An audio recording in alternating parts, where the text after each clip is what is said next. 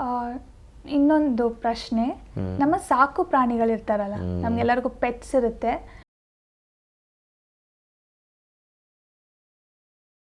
ಹೇಳ್ಬೇಕಂದ್ರೆ ಅವರು ನಮ್ಗೆ ಸ್ವರ್ಗದಲ್ಲಿ ಸಿಗ್ತಾರ? ಈ ಪ್ರಶ್ನೆ ಬರುತ್ತೆ ಎಂಬುದಾಗಿ ನಾನು ಆಲೋಚನೆ ಮಾಡಿದೆ.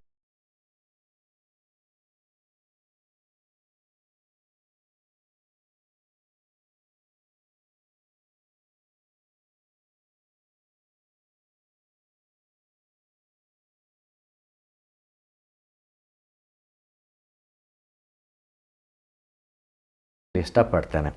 ಇಲ್ಲಿ ಯೆಶಾಯನ ಪ್ರವಾದನ ಗ್ರಂಥ 11ನೇ ಅಧ್ಯಾಯ 6ರಿಂದ 9ನೇ ವಚನವನ್ನು ನಾವು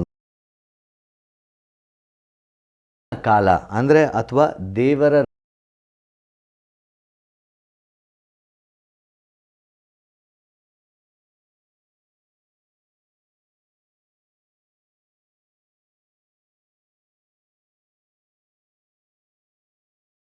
ಪ್ರಾಯದ ಸಿಂಹವು ಪುಷ್ಟ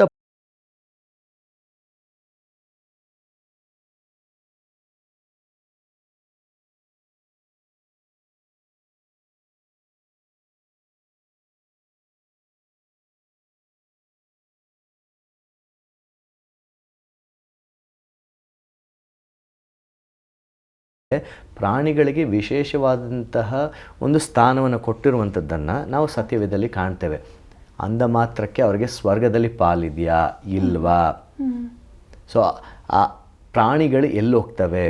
ಈ ಪ್ರಶ್ನೆಯನ್ನು ನಾವು ದೇವರಿಗೆ ಬಿಟ್ಬಿಡುವಂಥದ್ದು ಒಳ್ಳೆಯದು ಎಂಬುದಾಗಿ ನಾನು ಬಯಸ್ತೇನೆ.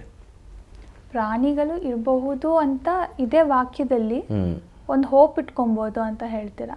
ಅಂದರೆ ನಾವು ಇಲ್ಲೇ ಅದನ್ನು ದೇವರಿಗೋಸ್ಕರ ಆ ದೇವರು ಆತನು ಪ್ರಕಟಪಡಿಸುವಂಥ ಸಮಯದಲ್ಲಿ, ಅಂದರೆ ಏನಂದರೆ ನಮಗೆ ಎಷ್ಟು ತಿಳಿಯಬೇಕು, ನಮಗೆ ಎಷ್ಟು ಅಗತ್ಯತೆ ಇದೆಯೋ ಅದೆಲ್ಲವೂ ನಮಗೆ ಸತ್ಯವೇದದಲ್ಲಿ ಬರೆಯಲ್ಪಟ್ಟಿದೆ. ನಾವು ಮನುಷ್ಯರು ಹಂಗೆ ಅಲ್ವಾ, ನಾವು ಆಲೋಚನೆ ಮಾಡ್ತಾನೆ ಇರ್ತೀವಿ. ಸೊ ಎಲ್ಲ ಆಲೋಚನೆಗಳಿಗೆ ಅಂದರೆ ಇಲ್ಲಿ ಪ್ರಾಣಿಗಳಿಗೆ ವಿಶಿಷ್ಟವಾದಂಥ ಸ್ಥಾನವಿರುವಂಥದ್ದನ್ನು ನಾವು ಕಾಣ್ತೇವೆ. It has a special place. ಇವಾಗ ನಾವು ನೋಹನ ಚರಿತ್ರೆಯನ್ನು ನೋಡಬೇಕಾದ್ರೆ ಎಲ್ಲ ಪ್ರಾಣಿ ಪಕ್ಷಿಗಳು ಎಲ್ಲವನ್ನ ಜೊತೆಯಾಗಿ ಆತನ ನಾವಿಗೆ ಕರೆದುಕೊಂಡದ್ದನ್ನು ನಾವು ಕಾಣ್ತೇವೆ. ಅಂದರೆ ದೇವರ ದೃಷ್ಟಿಯಲ್ಲಿ ಈ ಪ್ರಾಣಿ ಪಕ್ಷಿಗಳು ಸಹ ಒಳ್ಳೆಯ ಸ್ಥಾನ ಹೊಂದಿರುವಂಥದ್ದು ನಾವು ಕಾಣ್ತೇವೆ. ಆದರೆ ಸ್ವರ್ಗದ ಪಾಲಿದೆಯಾ ಇಲ್ಲವಾ, ಅದು ದೇವರು ತಾನೇ ಪ್ರಕಟ ಮಾಡಬೇಕು ಎಂಬುದಾಗಿ ನಾನು ಹೇಳಲು ಬಯಸ್ತೇನೆ. ಓಕೆ.